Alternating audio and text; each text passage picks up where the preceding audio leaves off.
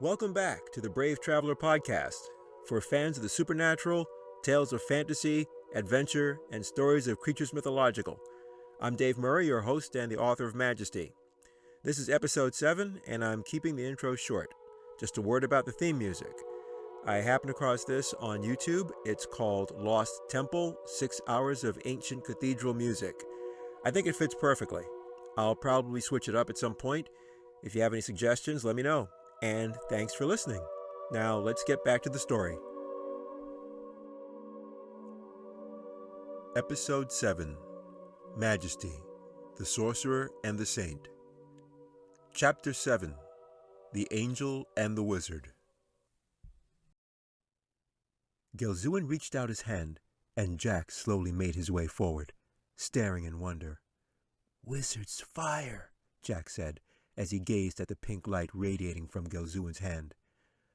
A moment later, Jack paused and felt something, a warm and tingly feeling bubbling up inside him. There was no discomfort, only a curious sensation that made him rub his belly, and when it was gone, the wizard called to him. "Come, there is much work to be done, and many things for you to see." A slow and eager smile crept over Jack's face as his feet rose off the ground and he became aware of his newfound power. "Katie, look! I can fly," Jack said. Katie watched in stunned amazement as her brother took to the air and went higher and higher until he disappeared among the dark rafters above. He lingered in the shadows, looping around the wooden beams, once, twice, then dove straight down with the confidence of a hawk. Katie watched as he swooped under the old wooden table where she had been seated, then grabbed the canvas cloth and threw it over the tiny fairy, who fell to the floor under its weight. Katie ran to uncover her as Jack arced back into the air, laughing and spinning. He did cartwheels against the ceiling, then swooped down once more with the wind whipping through his hair, drew his legs underneath him, and landed with expert skill right in front of the wizard. Jack reached out to steady himself, a little dizzy from his trip around the room. "Did you see that?" he said to everyone and no one, out of breath, his voice a gasp of wonder. "Yes, and there is much more I can teach you," the wizard said, and smiled. With the gift of flight, the boy had instantly become his apprentice and was firmly in his grasp. Gelzuin smirked at the angel, now that he was in total control, then turned and called to everyone in the chamber. "Prepare the wagons and spread the word. We leave tonight," the wizard said with a shout, then placed his arm around Jack's shoulder and led the boy away. The two faded into thin air, and the hideous procession of ogres and goblins disappeared behind them. "No, come back!" "This is most unfortunate," the fairy whispered. Katie turned to the angel. "Can't you do something?" "It is the wizard who controls him now," Stadia answered. But can't you stop him?" "Not without risking your brother's life," he said. The tiny fairy shook her head as she flit back and forth. "Most unfortunate indeed." The angel studied Katie with a ponderous gaze. "The wizard believes you can find the white horse, the one that is called Majesty. Is that true?" "No," cried Katie. "I don't know anything. I just told him a story and he believed me. I made it all up, really. I don't know anything." The angel stood silently while Brahman and the fairy and a host of dwarfs watched and listened. "The wizard has chosen you above all others and has risked a great deal to bring you here." "And here you stand," said Kitch. Katie just stared at them through her tears. "For the moment, let us assume there is some truth to his claim." Katie looked down in despair. A moment later she felt a hand beneath her chin, then gazed up into the eyes of the angel once more. "Fear not. You are a child of God, a bearer of light. That is certain. It is a bold adventure which lies ahead, but if you are brave, I believe the opportunity will present itself to save your brother." Katie tried to summon her courage. "Will you come with me?" she asked. Stadia smiled down. "It is God's will. He has sent me to watch over you, and so I shall." Together we will learn what it is you know and uncover the wizard's plan. Suddenly the fairy leapt in front of them like a spark from a flame. Together! She shouted in her tiny voice. Indeed! Said Bronwyn. Together! The bear's booming voice filled the chamber. The dwarf leader stepped forward to join them, and Katy looked with growing surprise as others gathered around. Dwarf men in leather boots and long capes who drew their little swords and shouted all at once, Together! Together! Together! We will stand with the child of God, if you will have us, said Bronwyn. The bear bowed graciously before Katy, who was speechless, and could only marvel at the entire group gathered before her. Yes. Thank you. All of you, she said finally. Together! Together! Chapter 8. A Dark Departure. The beginning of any great adventure was a cause for celebration in the land of Coravandia, and this was no exception. In fact, there was the sense that this was to be the greatest adventure ever undertaken by man or beast, king or slave. Torches lit the castle walls, and trumpets blared to signal the wizard's departure, while hundreds of onlookers watched the band of brave travelers assembled in the stone courtyard and the preparations being made for the journey. Katy stood next to the bear in the midst of the commotion and stared in wide-eyed wonder at all the strange sights around her. There were 3 wagons set to make the trip, one for the dwarfs, one for the ogres, and one for the wizard. Just then the fairy Kitch fluttered down, all a-sparkle, and pointed to the largest wagon in the middle of the courtyard. The rabble wagon, 40 feet long, as big as a boat, and 30 feet high. A beauty, isn't she? Katy gazed at the wagon with all of its cranks and pulleys, the stairs and railings leading up and down, then peered up at the huge wooden mast that towered above it, reaching into the darkness. The wagon was so huge it had 6 wheels instead of 4. There were 2 in front, 2 in back, and 2 enormous wheels in the middle, twice the size of the rest. it does look like a boat. A boat with wheels, Katy said. The rabble is the best-made wagon in all the land, with the finest crew of wagoneers to drive her. I picked them myself, Bronwyn said proudly. Look there. Kitch pointed high up on the wagon. That's Gogarth, the driver and captain, a fine soldier and a good leader. The dwarf stood above all the others, yelling orders to his men, who rushed about to secure their cargo.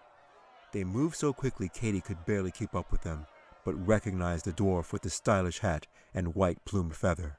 I remember him, Katy said and pointed. That is Gimble, a good little dwarf and master builder, the designer of the rabble wagon. Don't let his size fool you, though. He eats like a horse. Just then a gray-bearded dwarf popped into view, armed with a short sword strapped to his side and a silver hammer in his fist. His armor breastplate was badly dented and looked like it had seen too many wars. That's Binderbeck, the old soldier and blacksmith, said Kitch. But before the old dwarf could move, a black-haired, bushy-bearded dwarf came alongside. He was bigger than all the rest and carried a long spear. That is Grell Tibor. He is a tern dwarf, big and ill-tempered, but terns are good fighters, and Grell is among the best of his kind. Next came a happy little dwarf with rosy cheeks and a beard as white as snow. He looked around quickly and nodded in their direction. Every crew needs a good priest, and Friar Jingles is certainly the best among many. We call him Jingles because his proper name is too long and would take your breath away in the saying. Bronwyn waited, and soon another dwarf appeared. And there is Raylan. Katy caught sight of the nimble little dwarf as he slid down the tall mast. Raylan wore a red tracker's cape and a wide-brimmed hat, pulled down low, which made him look mysterious. When he reached the deck, Katy could see that he was indeed smaller than all the rest. Raylan is our tracker, the best in all the land, and a master swordsman. Last of all, there is Rumyan. Bronwyn pointed to a fat little dwarf that was busily polishing a bottle of wine with his sleeve. The dwarf paused briefly to check his reflection in the bottle, then curled the end of his handlebar mustache and returned to his polishing with great care. No crew would be complete without a cook and toastmaster, and Rumyan is always ready with a grand toast for any occasion. With all present and accounted for, Bronwyn nodded proudly. The crew of the rabble wagon, 7 stout-hearted dwarves, tried and true. Just behind the rabble was another wagon, considerably smaller, nearly half the size and in terrible disrepair. It creaked and sagged in every direction and looked as though it might fall apart at any moment. What about that one? Katy asked. That one belongs to the ogres. Bronwyn growled. No sooner had he spoken than a piece of the wagon fell off as one of the ogres happened by. The hairy beast picked up the plank, gave the wagon a brief glance, then tossed the wood aside with a grunt. Katy and Bronwyn ducked as the board sailed overhead, and the ogre walked off, grumbling to himself. There were 9 ogres altogether. The only one Katy recognized was Rogad. He was the tallest of the beasts, while Slag stood beside him with his huge pointed teeth that jutted out at either side of his nose. The other ogres were so fierce and frightening, Katy could hardly bear to look at them. There was one, however, that wore a silly grin and was a constant nuisance to the rest. The ogre had teeth like a picket fence and eyes that couldn't stop dancing. This was Zark, who was indeed an idiot, even by ogre standards. Katy watched as 4 of the ogres loaded large wooden crates aboard their wagon, while Zark took them off the other side and put them back on the ground again. This went on for quite some time, until Zark grew tired and decided to take a break.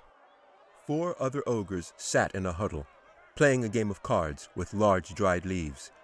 They growled as they passed the leaves around and looked at each other suspiciously. Soon they were frowning and peeking at each other's leaves. Since they were all cheating, it was only a matter of time before the leaves went flying and a vicious fight broke out. Katy watched in horror as the ogres fought like a pack of ferocious animals, while everyone else ignored the beasts and went about their way in the busy courtyard. The sparkling fairy fluttered just above Katy, then landed on her shoulder and looked around with excitement. Well, what do you think? About what? Katy said, her face aglow in the fairy's light. All this. Your new family. Katy looked at the horrible ogres that were snarling and wrestling on the ground in front of them. How anyone could mistake the pile of smelly beasts for her family she didn't know. The fairy pointed. The Wiegans. She shouted. Wiegans? Said Katy, still confused. You know, the dwarves. They're chronicle dwarves, mostly very loyal and trustworthy. They will be with you from now on until you reach the White Horse, and so will I. The dwarfs struck their flints, and one by one lit the lanterns aboard their wagon. The ogres that were wrestling on the ground stopped fighting long enough to take notice, then clambered to their feet and ran off to do the same. As the golden fires blazed brighter, Katy could see the flags that flew above both wagons. The larger wagon flew the flag of the dwarfs, which was ornate and very colorful, while the ogre's flag was nothing more than the tattered remains of an old sack that was hung on a pole and looked as though it had been recently pulled from a bucket of slop, which is precisely where it had come from. The ogres clearly didn't understand what flags were for, and were merely copying the dwarfs. Even so, the dirty old rag represented the ogres quite well, and was a fitting symbol for them. The third wagon was very different from the first 2, and smaller still. Strangely, it carried no cargo. It was fancy, and looked like a carriage made for royalty, black and studded with jewels. A cloth canopy that stretched over the wagon bore the crest of a silver and black dragon, which was the symbol of sorcery and magic. This was the wizard's carriage. Katy hadn't noticed the strange things milling about in the shadows beneath it at first, but now, amidst all the activity in the courtyard, she could see them more clearly in the flickering torchlight. The little figures were smaller than dwarves and even uglier than the ogres. They wore spiky black armor and had skin as green as swamp water. These were war goblins, hand-picked by the wizard and born for battle. It was hard to tell their exact size because they were always hunched over and kept their heads hung low. Katy counted 6 of the horrible creatures that were busily oiling the wheel axles with buckets of grease, but none of them were as horrible as the 7th goblin, which happened to be standing right next to her, sniffing her hair with his long hooked nose. Katy jumped back, and Numlock bared his crooked yellow teeth, grinning wildly. Ha!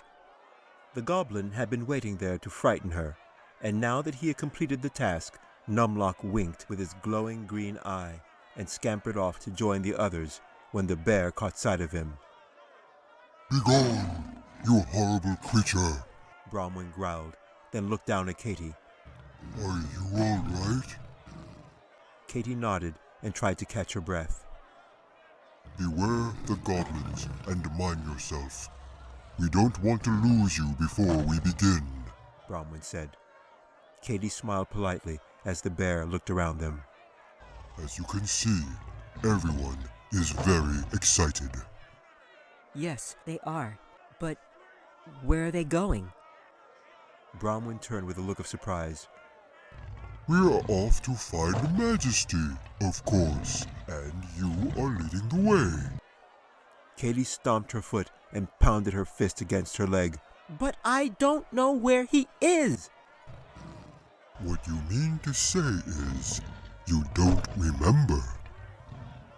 Katy's face went blank as she stared at the bear and listened. My dear, you are a child of God. There is no other creature in our world as blessed as you. Has no one ever told you? Katy shook her head. God preserve your innocence. Our Lord gives his children special knowledge. He does? Indeed. The knowledge still lives within you. It hasn't gone. The truth is, what you know you know. And what you think you don't know, you know indeed. Katy stared at him. Now she was confused. She looked down at the ground, pausing to think, then tilted her head up with a look of doubt. And what about my brother? The bear's face suddenly changed, and he became very serious. Your brother has forgotten everything altogether and is lost. With that, Bronwyn turned and headed for the rabble wagon and made it clear that he did not wish to discuss the boy at all. A stiff wind blew through the stone courtyard, drawing sparks from the torches and bringing a chill to the air. Katy shuddered and drew her robe around her as she looked up at the cold, dark sky and the frosty night descended upon them. Here you are. This should help matters. Katy turned to find Gogarth, the red-bearded dwarf standing next to her with a fur cape. He draped it around her shoulders, and Katy snuggled inside the warm cloak. Thank you. Thank you very much, Katy said and looked to the sky. It feels like winter. Yes, it never used to be this cold, Gogarth said, as Katy drew the fur collar closer around her neck. Did the wizard do this? No, he's not that powerful. The wizard is a curse to us and causes us to suffer, the dwarf said, then looked up at the black clouds gathering in the sky. I believe it is God himself who is trying to drive the evil wretch out of our land. It'll start to snow soon. Happens every night about this time. I pray we can survive another storm. Just then there came a loud noise, the sound of chains clinking and banging. A crowd of dwarves pulled back to make way, as ogres lumbered forward, dragging great lengths of iron chains across the courtyard. As strong as they were, the beasts labored to load their heavy cargo onto their wagon, all the while puffing steam into the cold night air, and kept about their task as it began to snow. Katy watched them with growing concern as the first flakes drifted down and Gogarth helped her with her hood. What are they doing? What are the chains for? Gogarth looked to the ogres, his eyes filled with regret. Those are the chains that will bind the white horse. I'm afraid those chains are for Majesty. Gogarth lowered his head and walked away, leaving Katy with the snow falling around her. She stared at the horrible creatures with their iron chains that were being piled aboard the ogre wagon, and for the first time she wished she knew nothing of angels or heaven. Maybe then, in her ignorance, the white horse would be safe. As it was, she feared she would lead the goblins, the ogres, the evil wizard, and all the forces of darkness straight to the white horse, and never forgive herself for what might happen. The little chipmunk had tried to warn her when she first entered the strange world, and now his words were truer than ever. Things were very bad indeed. Katy watched the terrible ogres as the snow fell and sprinkled the ground with a white frost, and just then a familiar little voice spoke to her from somewhere nearby. Unusual weather we're having, as usual, isn't it? Katy looked down. The tiny chipmunk was back, and up to his little chimpmunk knees in freshly fallen snow. This is not the fine land, you know. Things change here. We get old and it gets cold, He said. The fine land? Katy looked at him blankly. The chipmunk tried again. The place where nothing ever changes, never grows old. He said as if she should recall. Katy just stared. You aren't from around here, are you? He added. I'm sorry. Everything is so strange to me. You should have turned back. I told you. He said. Katy stooped down and looked at the tiny animal very closely. He wore gold-rimmed glasses, and his funny little mustache collected flakes of snow. A tiny red scarf gathered around his neck warmed him against the cold. Who are you? Katy asked. Just a woodland creature. The chipmunk replied, squinting through his glasses. And you, I presume, are the child of God. I didn't recognize you at first. My eyes aren't what they used to be, you know. Anyway, we've been expecting you. You have? Katy said with some surprise. Yes, well, when the wizard showed up, we knew God would send someone. We just didn't know who. And here you are, He said, looking up at her smartly. Katy dropped to her knees in the snow, then turned to look at the ogre wagon, loaded down with chains. The chipmunk watched a single tear roll down Katy's cheek. I wish I'd never come here. Katy said. I'd do anything to turn back now. 'Tis too late for that, dearie. But I'll give you this. The chipmunk said in his squeaky little voice, and motioned for her to come closer. Katy thought it was rather silly, since the chipmunk's voice was too tiny to be heard above all the noise around them. No one even knew he was there. Still, she leant forward. Be encouraged, you hear? The chipmunk said. The evil one is clever, but not very smart. There's a difference, you know. Besides, you have an angel, and the wisdom of God to guide you. Katy thought that was rather insightful for a chipmunk, even one who could talk. The little creature turned to walk away, then stopped and added. That's as good a hand as any, I'd say. He nodded, then started off again. Oh, and I'd get some boots if I were you. He yelled back to Katy, and with the snow nearly up to his waist, he ducked under the blanket of frost and disappeared.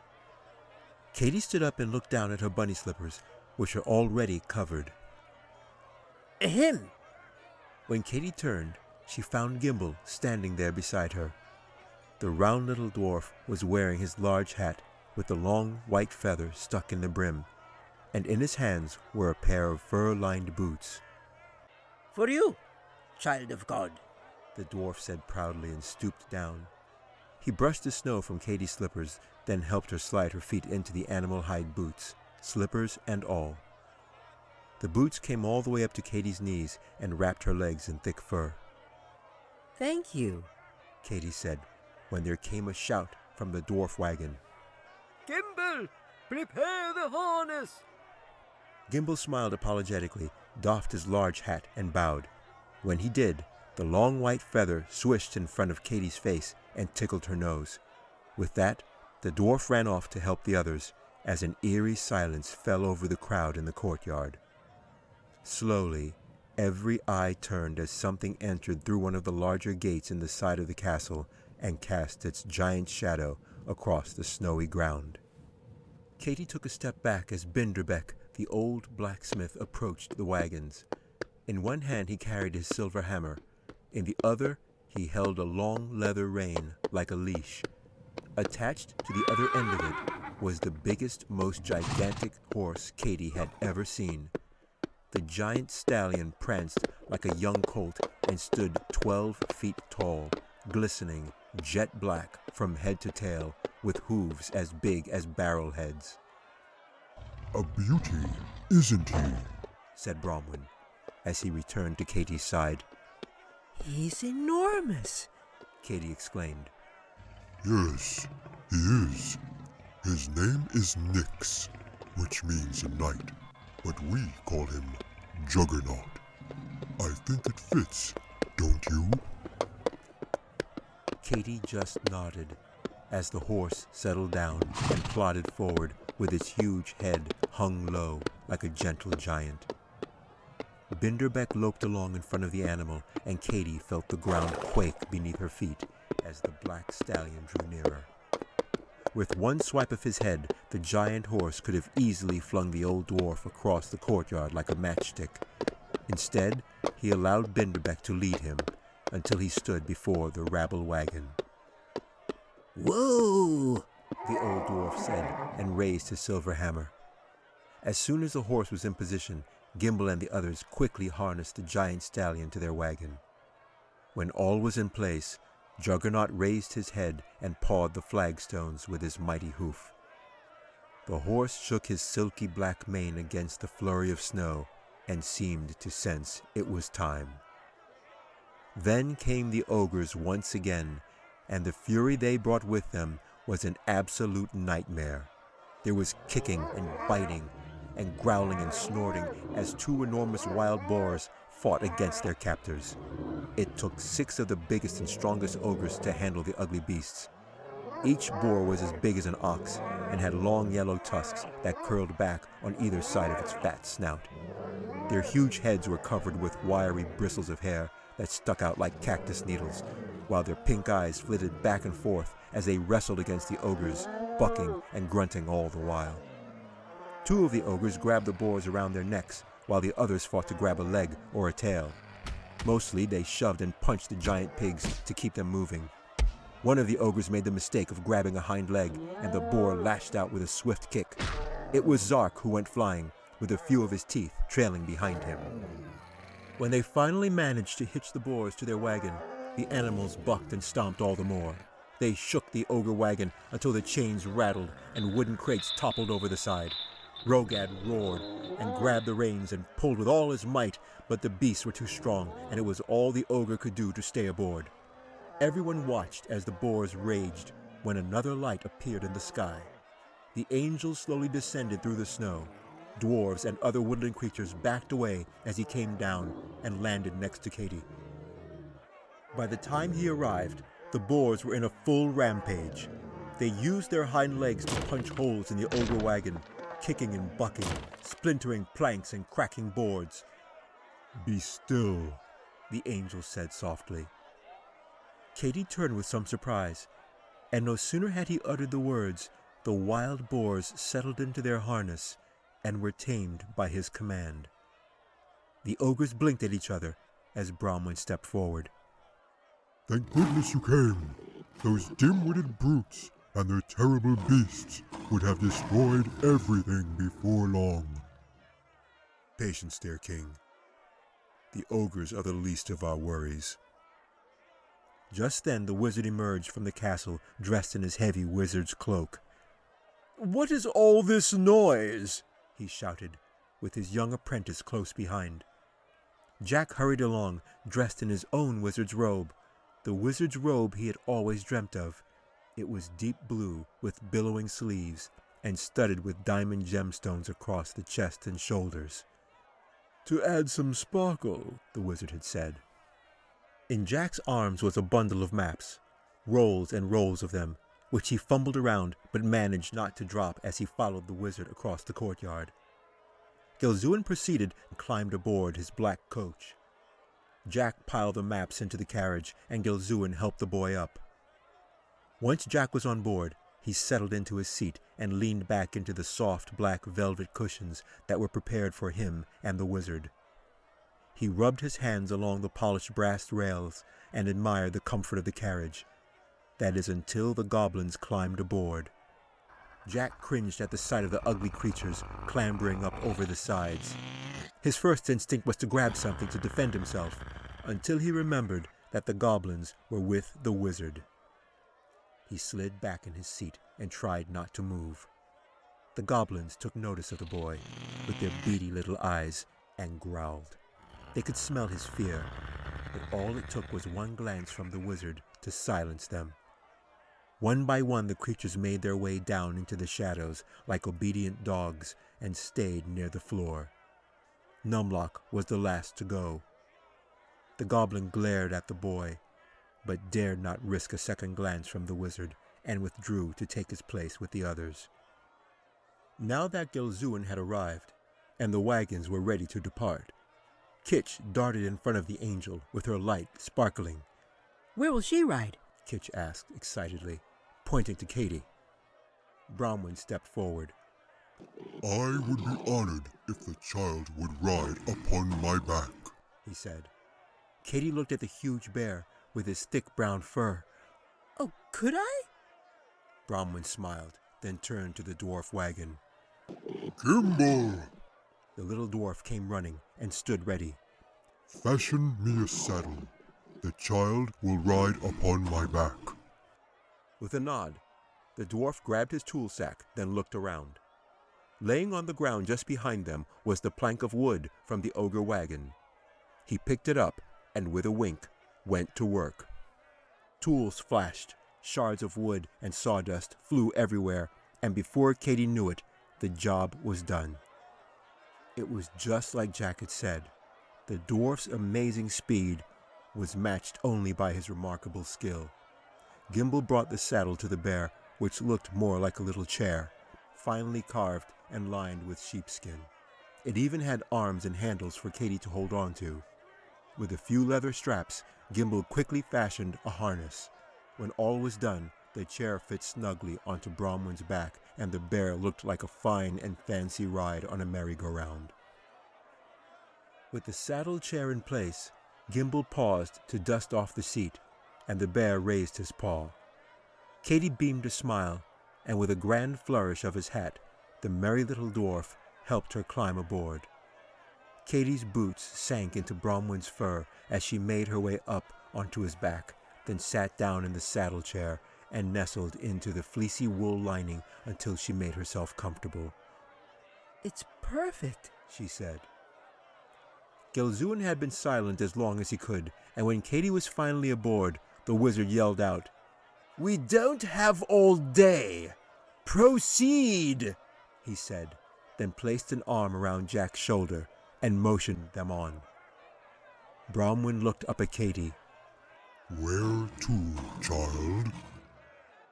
Seated upon the bear's back, with every creature, great and small, peering at her in the snowy castle courtyard, she wished it was all a dream. But it was not, and they were waiting upon her answer. Katie turned to the angel. It was time to lead them to the fabled creature, but with the snow falling all around her, in a world she never knew existed, and no earthly idea of where she was going, there was one thing she was sure of. This was a nightmare, and she was afraid.